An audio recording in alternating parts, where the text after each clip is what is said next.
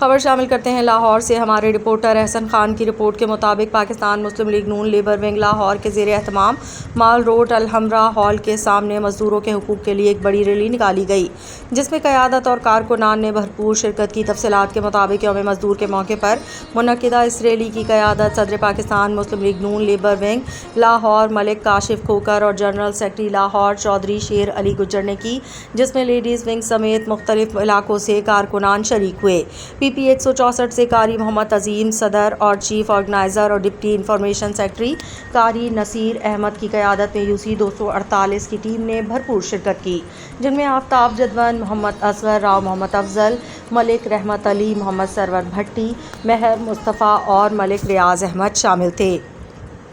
اسی طرح یو سی 252 بدوکی سے مٹھو بھائی اپنی ٹیم کے ہمراہ، یو سی 271 بوٹا چک سے چودھری محمود عالم بھی کارکنان کے ساتھ